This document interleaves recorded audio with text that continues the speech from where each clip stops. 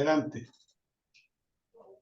Amado Padre Celestial, en este momento te damos gracias por el día que hemos tenido, por las provisiones, por todas las cosas que hemos podido hacer y por el privilegio de permitirnos estar reunidos aquí, sabiendo que donde hay 2 o 3 en tu nombre, tú estás ahí.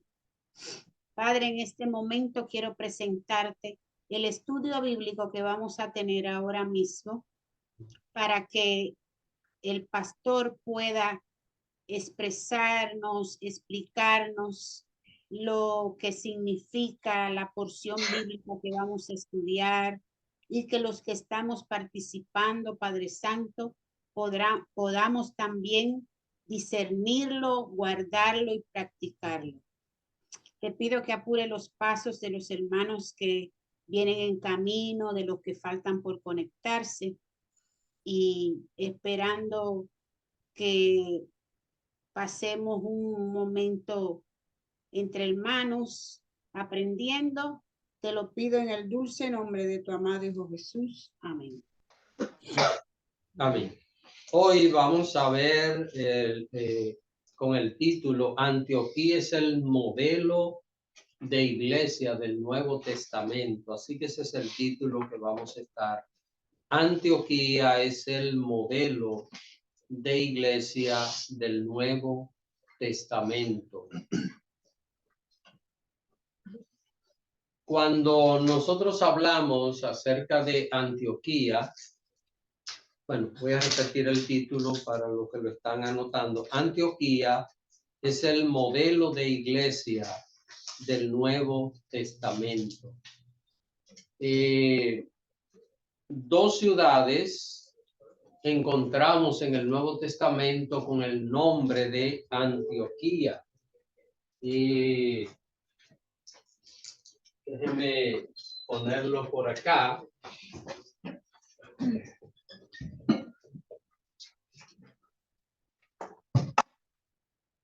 Así que 2 ciudades aparecen en el Nuevo Testamento con este nombre. Una estaba en Siria y la otra estaba en Pisidia. Así que cuando nosotros leemos este nombre Antioquía, repito, son 2 ciudades diferentes, aparecen en el Nuevo Testamento. Leyendo el pasaje uno puede darse cuenta más o menos de qué lugar es. ¿Por qué Antioquía? Esto fue en honor a un rey llamado Antíoco, fundador de una dinastía. Entonces, en honor a ese rey se le puso Antioquía, así como hay una ciudad llamada Cesarea en la Biblia, es en honor al César. Alejandría en Egipto es en honor a Alejandro el Grande, y así sucesivamente. Esta Siria es el mismo país que hoy conocemos, y había esta ciudad, pero también en Pisidia estaba la otra Antioquía. Pisidia era una región de lo que hoy es Turquía. Así que esta es una región de Asia Menor, así se llamaba, y hoy de donde vamos a hablar es de esta ciudad, de la que Antioquía, que estaba en Pisidia. Los acontecimientos que vamos a estudiar tienen que ver con esa ciudad. Ahora, la iglesia de Antioquía, por varias razones, marcó la historia temprana del cristianismo. Al estudiar esta iglesia y lo que pasó, nosotros podemos darnos cuenta de que vamos a hallar una serie de características en esta iglesia que no había en Jerusalén, con todo y que en Jerusalén era la iglesia central, la iglesia principal donde estaban los apóstoles y donde había muchas personas con mucha madurez espiritual. Sin embargo, pues no había esa característica que surgió en la iglesia de Antioquía. Y por eso es que estamos viendo, Antioquía es el modelo de iglesia del Nuevo Testamento. La iglesia de Antioquía fue fundada por algunos hermanos que salieron huyendo de Jerusalén a causa de la persecución que se desató después de la muerte de Esteban. Así que esta iglesia fue fundada por un grupo de hermanos que salió huyendo de Jerusalén a causa de la persecución. Vamos a ver, quisiera que ustedes me ayuden a leer el capítulo 11 del libro de los Hechos, versos 19 hasta el 21. Vamos a ver esto, por quienes fue fundada esta congregación. Hechos capítulo 11, versos 19 hasta el 21. Amén. Jennifer. Amén. 19. Del 19 al 21. Ajá.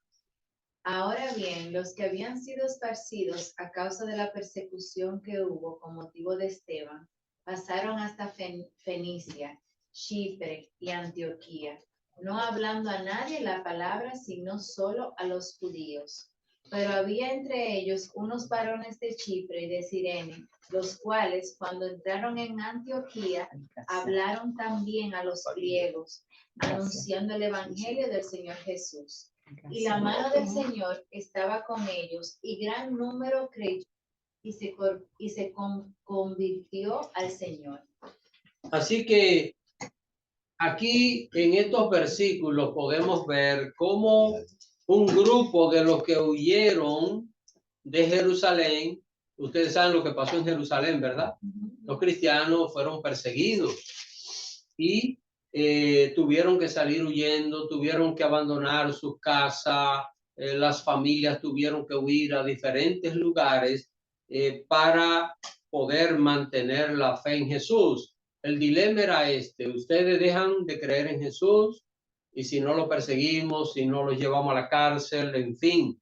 Los cristianos pues salieron huyendo y hubo grupos de ellos que llegaron a 3 lugares. A Fenicia. Fenicia es lo que hoy es el Líbano. Cuando oímos el Líbano, es lo que en la antigüedad eran los fenicios. Entonces, hubo un grupo que llegó ahí, a Fenicia, al Líbano, otro a Chipre. Chipre es el mismo nombre, esa isla que está en el mar Mediterráneo, no ha cambiado de nombre por miles de años. Y a Antioquía, que es la ciudad que a nosotros nos interesa estudiar. Ahora, ¿qué propósito llevaron ellos? Si pueden ver, hermanos, al final del verso 19 nos dice algo. A quienes le estaban hablando la palabra de Dios, esto grupo de personas que salieron huyendo, ¿a quiénes? Solo a los judíos. Así que la intención de ellos fue solo predicarle a los judíos que estaban en esos lugares. Eran judíos los que estaban huyendo y querían solo compartir el evangelio con la gente que fuera de su raza. En Fenicia y en Chipre parece que se mantuvo la evangelización solo a los judíos. Es lo que nosotros podemos ver por lo que dice el versículo. Pero en Antioquía, allí se produjo algo diferente. ¿Y qué fue lo que pasó? Noten lo que dice el segundo verso, cuando entraron a Antioquía, estos hermanos empezaron a predicarle a los griegos. Empezaron a predicarles a personas que no eran judías el evangelio del Señor Jesús. ¿Qué es el evangelio? Buenas nuevas. Buenas la palabra de nuevas.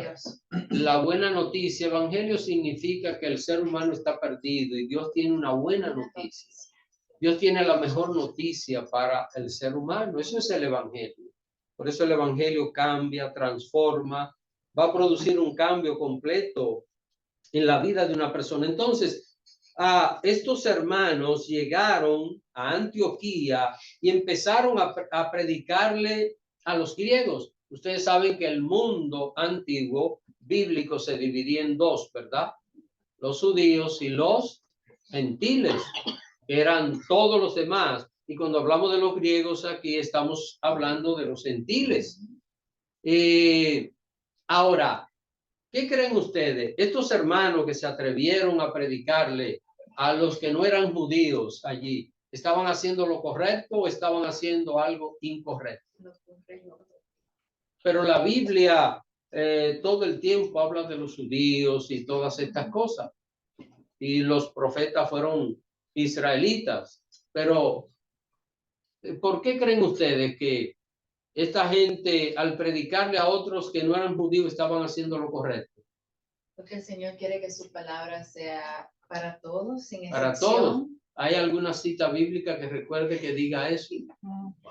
Lo dice, ¿Cuál es? Mateo. Ir y predicar, Mateo. y ¿Verdad? predicar, y hacer discípulos. ¿Dónde? A todos. ¿Pero a dónde? A todo el mundo, hermano. El plan de Dios es salvación para todas las personas. Dios no quiere que ninguna alma se pierda. Entonces, esto venía de Dios, indiscutiblemente, el predicar el evangelio, pero esto rompía el marco tradicional. ¿De quién? De los judíos. Ustedes recuerdan que estuvimos viendo la semana pasada que Pedro fue llamado a la atención. El apóstol Pedro fue interpelado por un grupo. ¿Por qué? ¿Por qué? Está predicando los gentiles. Se juntaba con personas. Fue Pedro y 6 más judíos fueron a una casa de un hombre que no se había circuncidado y entraron a la casa. O sea, podían quedarse afuera, pero entrar y comer para ellos eso era un escándalo, un disparate. Sin embargo, esto era la tradición de los judíos. Así que estos hermanos de Antioquía que llegaron a Antioquía, pues dice la palabra de Dios que anunciaron el evangelio a las personas que estaban allí. ¿Y cuál fue el resultado? En el verso 21 aparece el resultado de esta predicación. ¿Qué pasó? Gran número. Un gran número Creyó y se convirtió. creyó y se convirtió al Señor. Vamos a ver. Aquí hay una palabra, creyó y convertirse.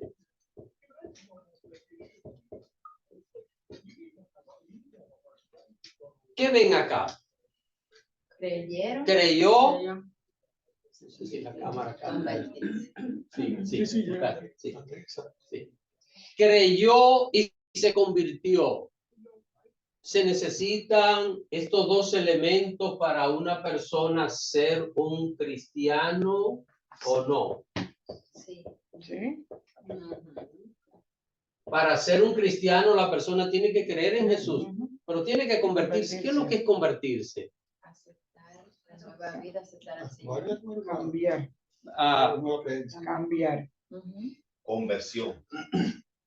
¿Verdad? Hay que cambiar. Miren, una persona puede decir yo creo en Jesús y si su vida no cambia, no está creyendo en Jesús.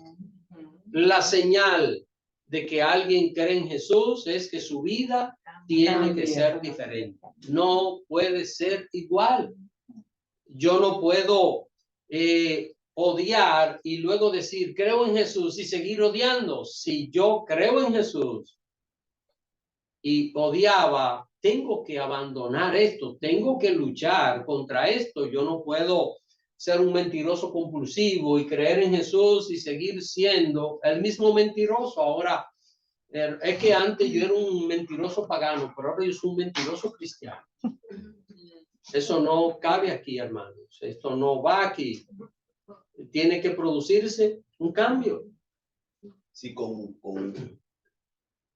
una salvedad en medio de creer y convertirse, es que antes las personas no podían cambiar, pero ahora nosotros tenemos un ingrediente, que es el Espíritu Santo que mora en nosotros, que vamos a creer en Jesús, pero ese mismo Espíritu Santo nos va a ayudar a cambiar, a cambiar de estilo de vida, a cambiar de rumbo. Ese Espíritu Santo nos dice que nos va a dirigir a toda verdad y agradar al Señor como Él quiere, conforme a lo como Él estableció en su palabra. Amén. Porque la capacidad de cambio el ser humano no la tiene. Si una persona, y esto lo vemos nosotros en muchos aspectos de la vida, por ejemplo, pensemos en un hombre que use vicio, que pensemos en el alcoholismo.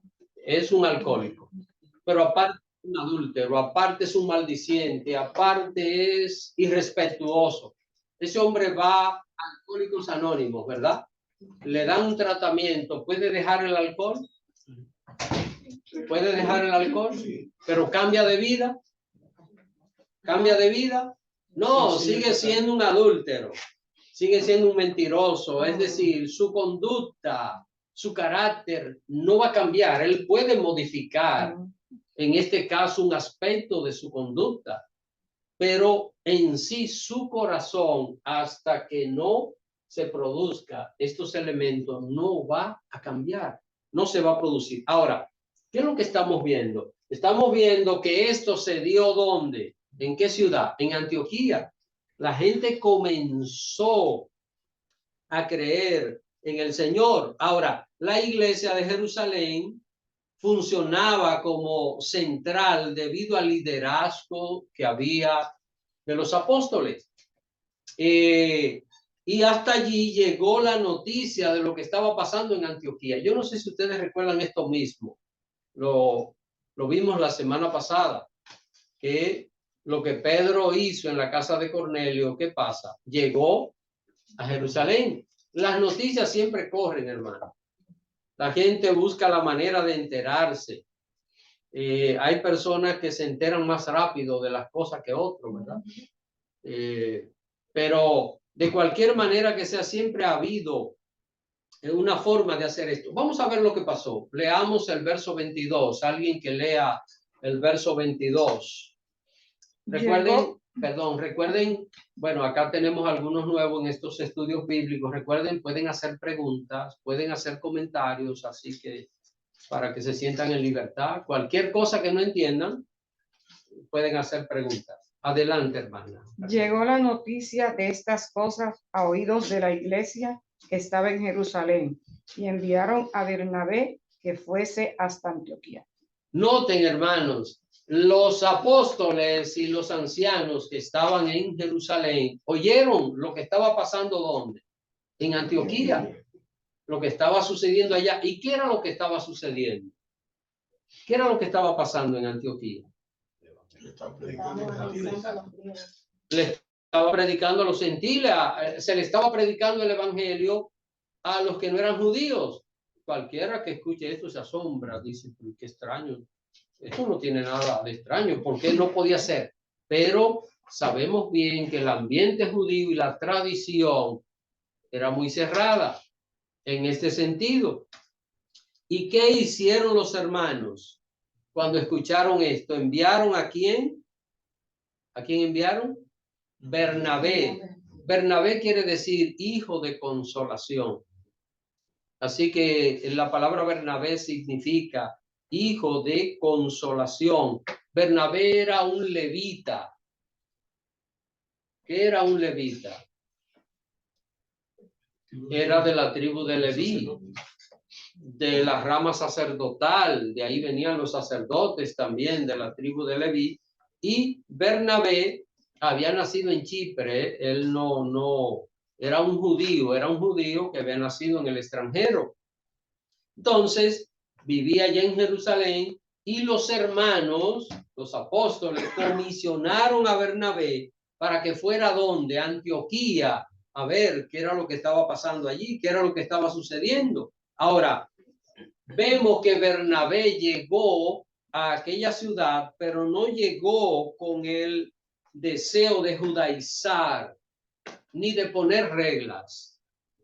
Y saben, hermano, que a veces nosotros queremos hacer la obra del Espíritu Santo. ¿Cuándo queremos hacer la obra del Espíritu Santo? Cuando queremos cambiar a las personas con nuestro esfuerzo. ¿Sabe cuál es la misión del cristiano? Es compartir la palabra de Dios. La obra de Dios es cambiar el corazón, cambiar a la persona, producir un efecto en lo profundo del alma humana.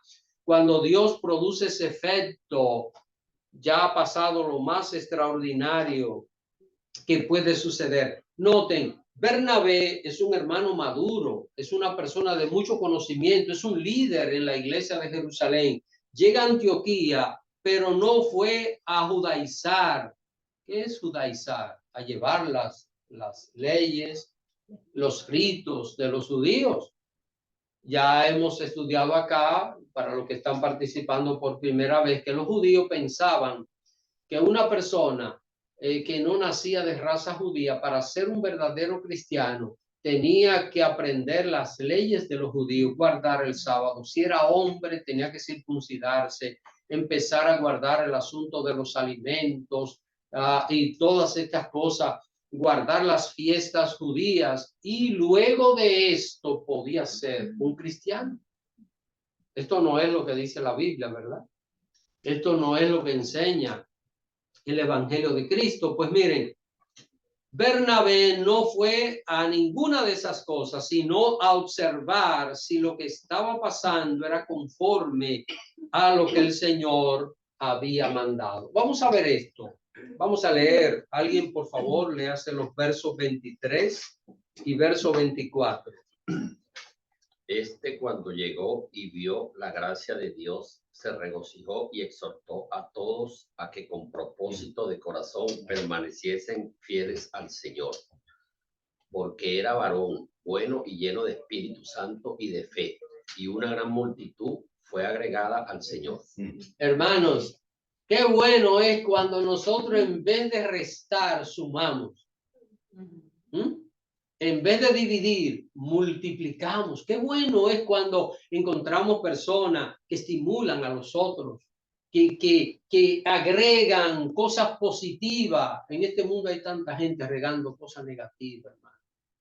Y regando fatalidad, haciendo que el ánimo de los otros se caiga, y sembrando tantas amarguras y tantas cosas. Pero qué hermoso es cuando aparece un Bernabé, una persona que lo único que quiere es que las cosas estén bien, que marchen bien, que se salga hacia adelante. Es lo que nosotros estamos viendo. Entonces, cuando los hermanos llegaron a la ciudad de Antioquía, predicaron el evangelio, los gentiles creyeron. Dice que una buena cantidad creyeron. Pero ahora, con la llegada de Bernabé, ¿qué pasa? ¿Qué dice? Terminando el verso 24, ¿qué dice? ¿Qué pasó? ¿Cuál fue el resultado de la llegada de Bernabé? El grupo creció más. Vean lo que dice. Dice, y una gran multitud fue agregada. ¿Qué es lo que es agregar? Cuando hay algo, entonces nosotros agregamos más. Repito, hermano, yo creo que nosotros debemos tener esa actitud. Donde lleguemos, vamos a añadir. Amén. Vamos a sumar, vamos a multiplicar. Yo creo que las operaciones matemáticas que nos corresponden a nosotros son sumar y multiplicar. Dividir y restar, ahí no. Eso no tiene que ver con la vida de un verdadero cristiano. Entonces, en Antioquía estaba pasando algo que necesitaban entender los hermanos de Jerusalén. Miren esto, Antioquía no era el lugar donde estaban los grandes líderes del evangelio. Sin embargo, en Antioquía se estaba dando un ejemplo que debía ser imitado por las personas que estaban en Jerusalén. Yo quiero hacer una pregunta. ¿Qué creen ustedes, hermanos? Las personas que deben siempre estar dirigiendo todo y haciendo los ministerios son los que tienen mayor tiempo en los caminos del Señor. No necesariamente, ¿verdad? ¿Y quiénes son los que deben estar haciendo las cosas para gloria de Dios? ¿Quiénes? Todos. Recuérdense que el que llama es el Señor. Y Dios puede elegir a cualquiera para hacer algo, porque ese es su propósito. Esa es su voluntad. A veces hay algunas situaciones que se presentan donde una persona dice, oh, pero que esta persona nueva, entonces está haciendo esto, pero yo tengo más tiempo, y entonces a mí, y esto. No se trata el evangelio de esto. El evangelio no es igual que un lugar donde la gente compite. El evangelio no es igual que un lugar donde la gente quiere ocupar la posición más importante. ¿Sabe cuál es la posición más importante en el evangelio? Servir. Servir. ¿Qué dice el mismo Jesús? Que el Hijo del Hombre no ha venido para ser servido, sino para servir, para dar su vida en rescate por los demás. Eso es el evangelio. Otra cosa no es el evangelio de Cristo. Ahora, ¿qué estaban haciendo en Antioquía? Estaban cumpliendo con la gran comisión. ¿Qué dice la gran comisión? Ir y hacer discípulos. ¿Dónde? Todas las naciones, en todas las razas, en todos los lugares. Ir y hacer discípulos a todas las personas. Así que en Jerusalén estaban limitándose porque ¿qué era lo que ellos pensaban? Que solo los judíos podían ser salvos, y que para que alguien que no fuese judío fuera salvo, tenía que hacerse judío y luego ser cristiano. Cuánta traba y cuánta dificultad. Sin embargo, aquí en Antioquía se estaba cumpliendo la gran comisión. ¿Cómo obra Dios? Hermanos, Dios tiene diferentes maneras para él glorificarse. Porque de quiénes fue formada esta iglesia de Antioquía, ¿recuerdan? ¿Cuál fue el origen? ¿Cómo finalmente se fundó aquella iglesia? ¿De dónde vino? ¿Recuerdan? Los de Jerusalén que huyeron y llegaron allá. Salieron huyendo, pero hay un chiste cristiano que estuve leyendo. Dice que en los tiempos antiguos perseguían a los cristianos para que no se congregaran, y ahora hay que perseguirlos para que se congreguen. ¿Qué les parece? Porque la persecución era para que los cristianos no se reunieran, no se juntaran a adorar a Dios, a buscar la presencia del Señor. Y estos hermanos de Antioquía, pues, estaban cumpliendo con el mandato que el Señor les había dejado a los discípulos. No sé si tienen alguna pregunta, hermano. Yo he estado hablando. Pregunta, algo que no se haya comprendido bien, o algún comentario que ustedes tengan también. Una pregunta que dice el versículo ahí, que dice, ¿qué diferencia hay? Que dice, y muchos se añadían al Señor. ¿Qué diferencia hay añadirse a la iglesia que añadirse al Señor? Bueno, cuando hablamos de la iglesia, sabemos bien que la iglesia es el cuerpo de Cristo. Ahora, una persona puede añadirse a un grupo por diferentes razones. Por ejemplo, un soltero puede llegar a un grupo solo detrás de una muchacha y puede comprarse una Biblia, puede asistir, participar, pero ¿cuál es el enfoque? No es Jesús. Ay, sí. No es buscar a Dios. Ven, entonces, en ese sentido, lo que dice el pastor Juan, la persona puede añadirse y parecer que se añadió a la iglesia, pero no está añadido al Señor. Porque, hermanos, ¿qué es lo único que nosotros buscamos? Es al Señor, es su presencia.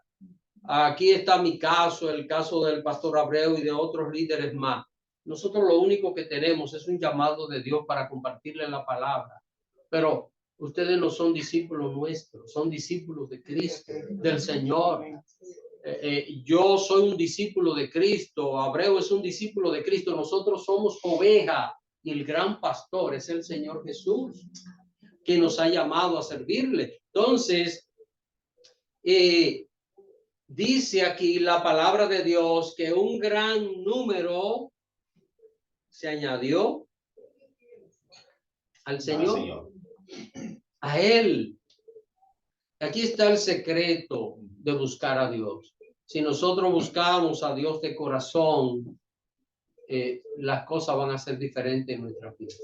Amén. Porque esa relación estrecha con Dios va a marcar la diferencia de nosotros. No sé si hay alguna otra pregunta, algún comentario, Beatriz. Yo escuchando, ¿no? Y viendo esto, lo que actualmente creo que en algún momento lo conversamos, está pasando en Israel, va a seguir pasando hasta que ellos sigan la persecución entre cristianos, judíos, y lo que consideran ellos que esa tierra no es santa.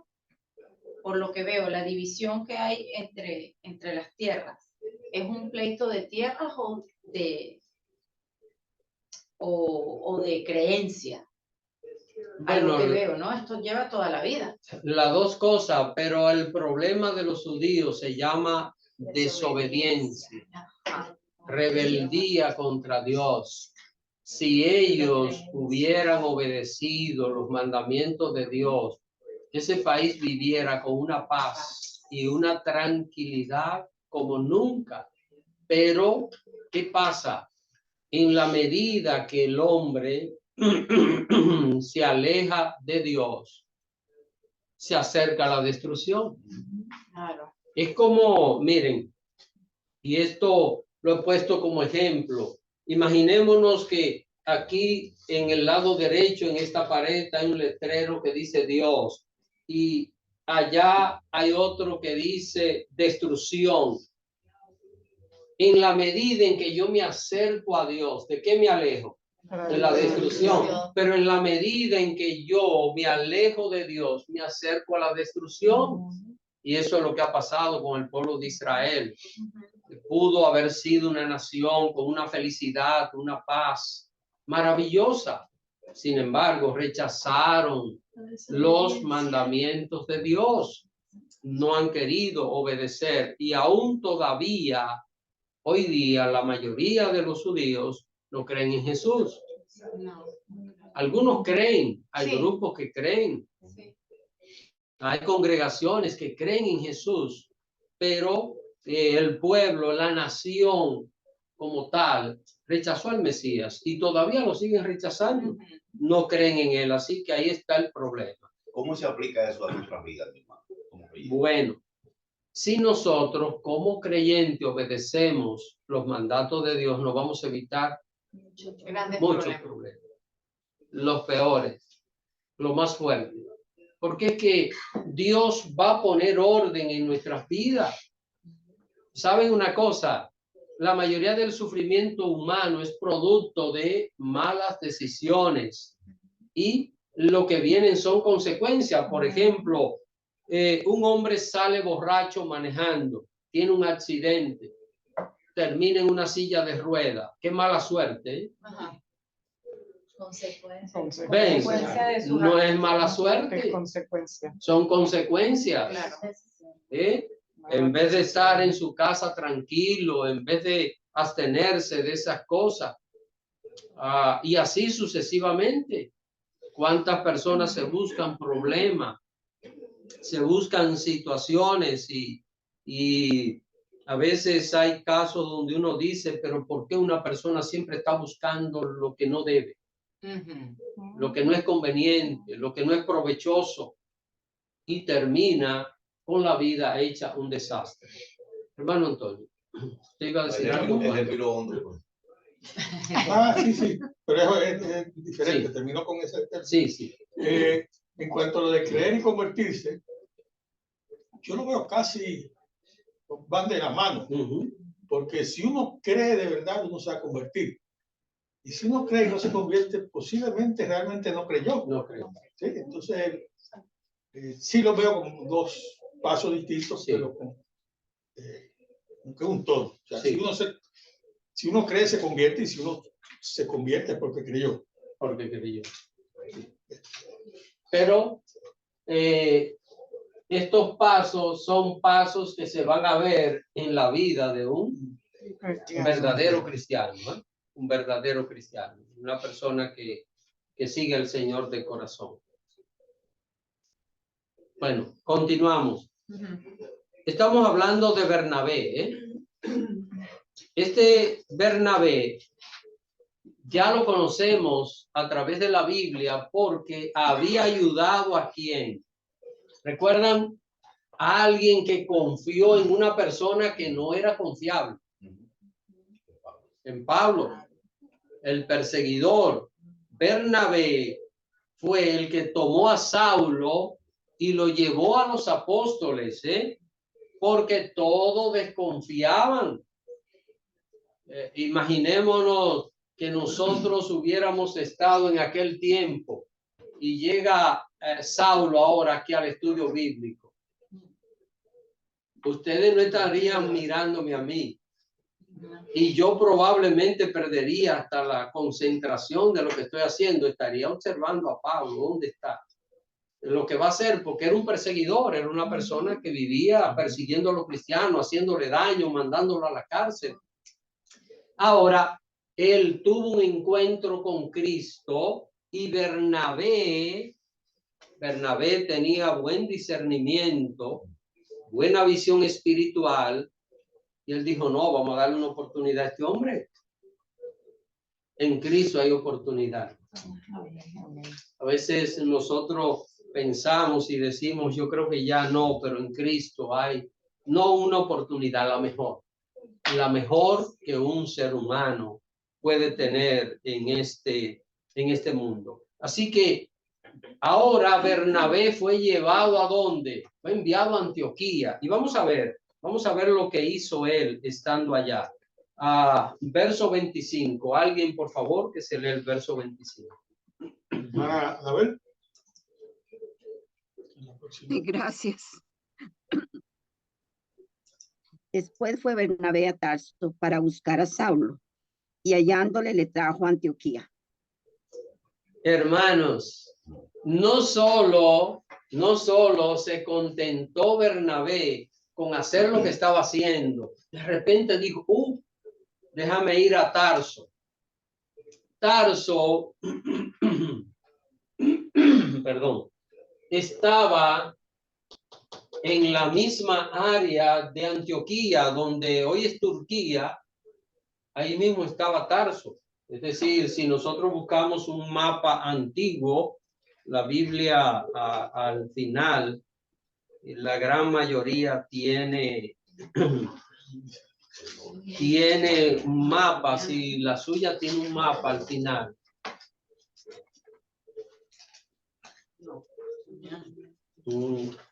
Bueno, si ustedes ven en algún mapa que diga Viajes de Pablo, algo así, se pueden dar cuenta dónde está Tarso, que está al sur de Turquía, y Antioquía está como en el centro de Antioquía, de Turquía. Así que es cierta distancia, no está tan cerca. Y de Antioquía, Bernabé viajó ¿a dónde? A Tarso, a buscar a Pablo. Qué característica más hermosa,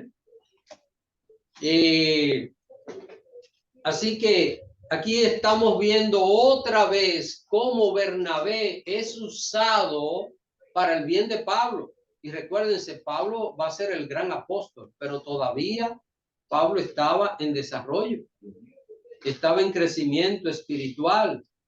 No piensen que Pablo, de una vez que conoció al Señor, se convirtió en el gran apóstol Pablo.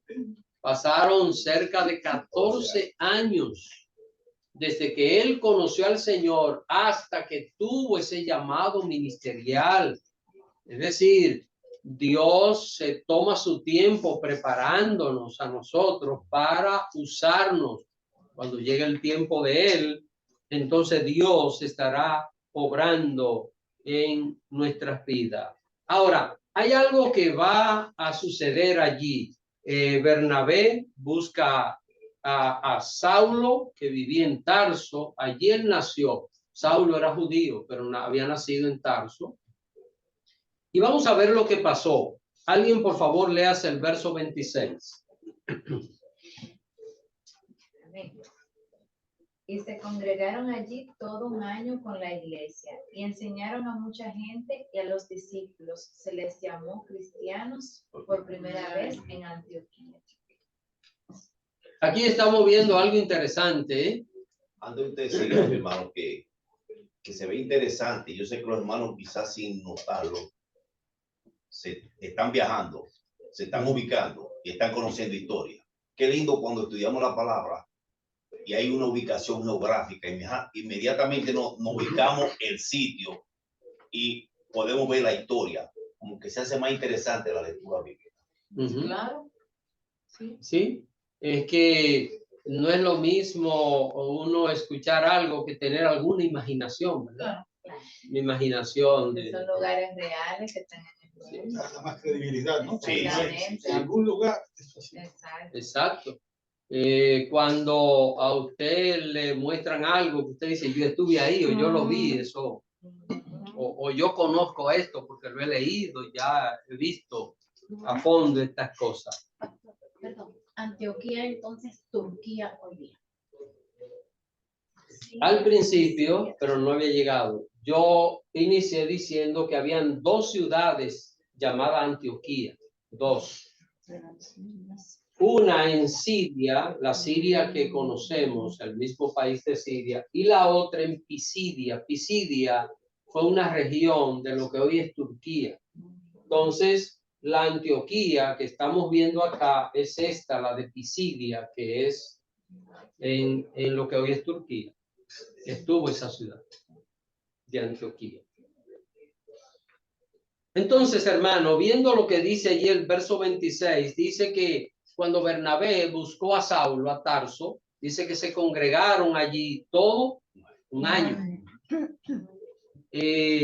Cuando uno lee un versículo, a veces uno piensa que esto pasó rapidito, pero este versículo, del versículo 25 al 26, un año. Porque recuérdense que el que escribió este libro fue Lucas.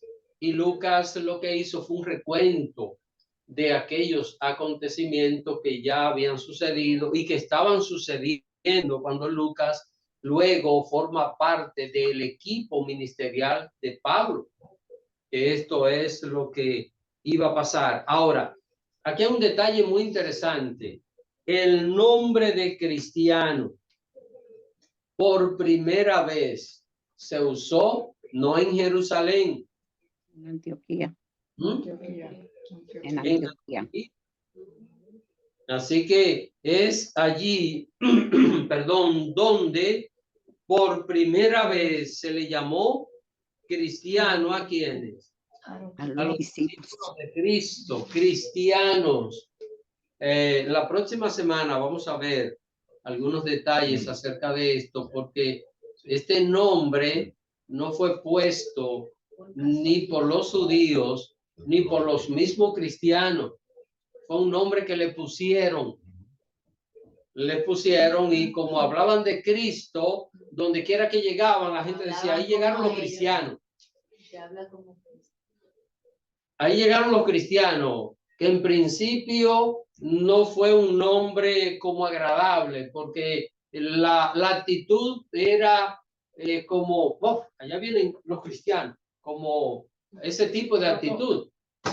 Como la actitud que tienen, esos son evangélicos. La actitud que tienen hoy día. Sí, de hecho que evangélico es el que sigue el evangelio. Eso es un evangélico, alguien que sigue un evangelio, no es una religión, porque el evangelio no es una religión, aunque una persona puede hacer una religión del evangelio. Eso ya es otra cosa. Ahora, estamos viendo aquí una serie de detalles, hermano.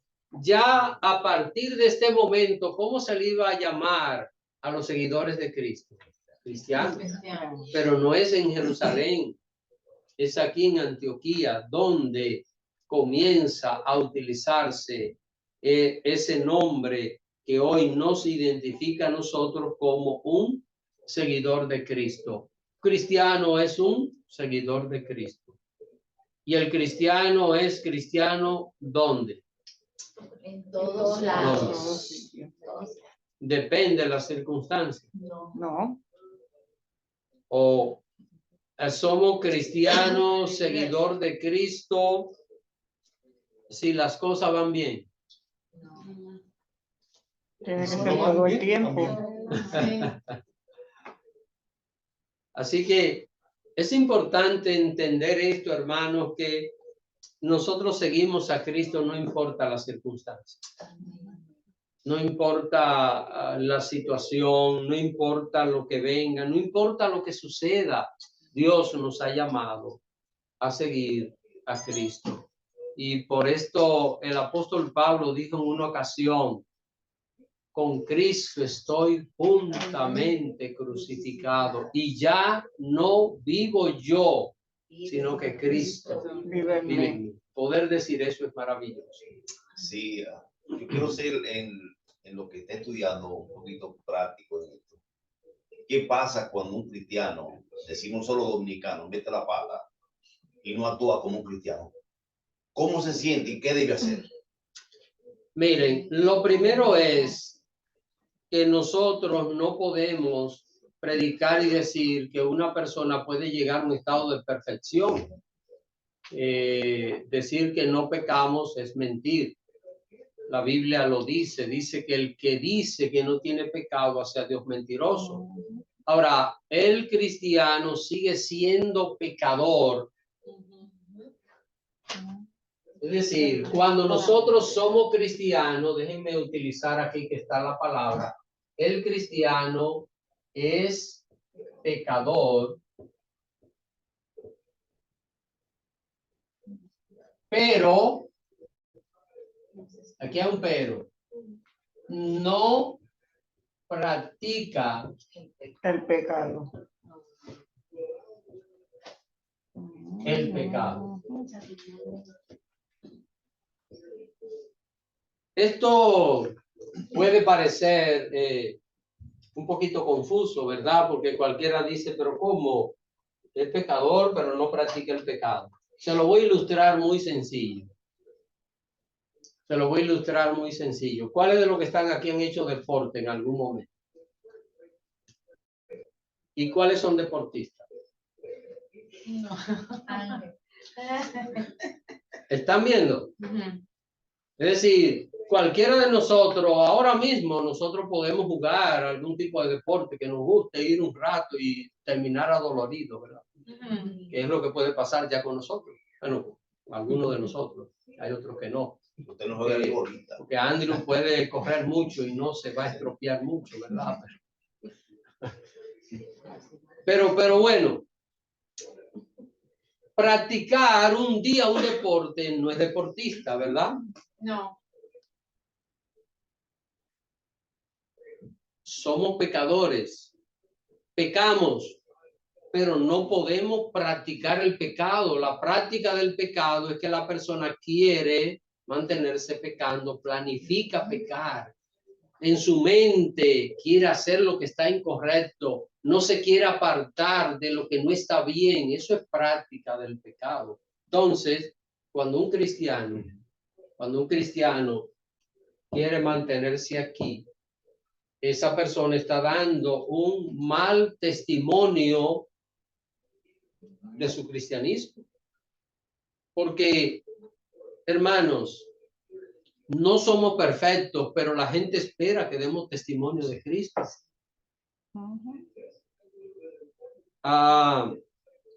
Miren algo que a mí me preocupa como pastor. Me preocupa que un día yo trate mal a una persona.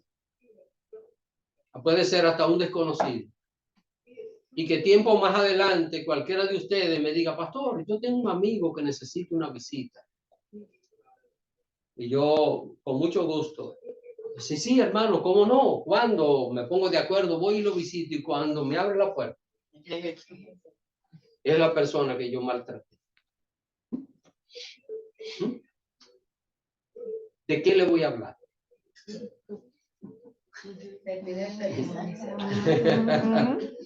¿De qué le voy a hablar? Porque la persona va a decir, pero si es para ser como tú. Entonces, yo no. Déjame así como estoy. Entonces, hermanos, el cristiano, repito, no es perfecto. Es pecador, pero no practica el pecado. Debe cuidarse. Entonces, en ese sentido, el cristiano tiene que cuidar su testimonio. Porque recuérdense, cuando usted y yo damos mal testimonio, la gente juzga mal a Cristo. Juzga mal a Cristo. ¿Por qué? ¿Qué somos nosotros? Cristianos. Seguidores de Cristo. Entonces hay que cuidar esa vida delante de Dios. Amén. Amén. Vamos a ver ya lo último para concluir esta noche, este estudio bíblico. Los hermanos de Zoom no han hecho preguntas hoy, o lo han entendido todo, o no están entendiendo nada. Para ese tiempo, hermanos, de estos acontecimientos, sucedió algo, y es que unos cuantos profetas viajaron de Jerusalén a Antioquía. Vamos a leer los versos 27 y 28. Vamos a ver lo que pasó. Versos 27 y 28. Hermana Mireya. Amén. En aquellos días unos profetas descendieron de Jerusalén a Antioquía, y levantándose uno de ellos llamado Agabo, daba a entender por el Espíritu que vendría una gran hambre en toda la tierra habitada, la cual sucedió en tiempo de Claudio. Esta parte de los profetas, la semana próxima nosotros podemos hacer un poquito más de énfasis. Por ahora, ¿qué es lo que estamos viendo? Otros creyentes más están llegando, ¿dónde? Antioquía. Está pasando algo bonito allí. Vamos a ver. Y entonces, y estos que llegaron eran verdaderos creyentes, personas que amaban a Dios, líderes. Dice que unos profetas descendieron de Jerusalén, Antioquía. ¿Qué es un profeta? Es una persona que comunica un mensaje de Dios. Un profeta no es alguien que habla del futuro, como muchas veces nosotros tenemos mal entendido. A un profeta es alguien que comunica un mensaje de Dios. Puede ser un mensaje futuro, pero es el que comunica un mensaje de Dios. Entonces, estos profetas llegaron allí, a Antioquía, y estando allí, dice que uno de ellos, llamado Agabo, daba a entender por el Espíritu Santo que vendría una gran hambre en toda la tierra habitada. Aquí está hablando, cuando dice toda la tierra habitada, está hablando de el Imperio Romano, de todo el área que ocupaba el Imperio Romano. Y noten lo que dice Lucas. Lucas escribió esto después. Dice que se cumplió en tiempo de Claudio. Y esta hambre la menciona un historiador judío llamado Flavio Josefa. Y dice que en el año 41 de nuestra era se cumplió una gran hambre y gobernaba el Imperio Romano Claudio en ese tiempo. Si nosotros vemos, Jesucristo ascendió a los cielos en el año 34. Pablo conoció al Señor en el año 35. Y esta hambre ocurrió en el año 41. Pablo tenía 6 años que era cristiano cuando se cumplió esto. 6 años que ya conocía al Señor. Ahora, Claudio, como menciona aquí, fue un rey o un César perteneciente a una dinastía. La dinastía se conoce en la historia como Julio Claudia. Julio Claudia, porque comenzó con Julio César, ese famoso gobernante que no fue emperador romano, él fue tirano, pero tuvo un poder casi más grande que un emperador, y luego lo sustituyó su hijo Augusto César, y después Tiberio, que también era descendiente de César. Después vino Calígula, creo que han oído mencionar ese nombre, y después vino Claudio, que fue el que gobernó en tiempo de esa hambruna. El último de esa dinastía fue Nerón. Tan bueno fue Nerón que hoy la gente a los perros solo le pone ese nombre. Así que este fue el último ya de los reyes de esa dinastía. Ahora, el caso es, hermano, y la parte, ¿por qué mencionamos esto? Y con esto vamos a concluir, es que este profeta de parte de Dios, Dios se le reveló que vendría una gran hambre. ¿Y dónde dijo este profeta esto? ¿En dónde? En Antioquía. Vamos a ver qué hicieron los hermanos de Antioquía. Porque estamos viendo que va a venir una gran hambre, una gran situación. ¿Qué hicieron los hermanos de Antioquía? Vamos a leer los últimos versos 29 y 30. Esta es otra versión, ¿ok? Entonces, esta es otra versión de Biblia. Dice el 29. Entonces cada uno de los discípulos empezó a ahorrar según sus posibilidades, destinando esta ayuda a los hermanos de Judea. Así lo hicieron, enviándosela a los presbíteros por medio de Bernabé y Saulo. Noten, hermanos, ¿qué hicieron los hermanos de Antioquía cuando supieron? Miren, esto no estaba pasando. Esto estaba profetizado. No era algo que estaba sucediendo en el momento. ¿Qué hicieron los hermanos? Todos se unieron. ¿Para qué?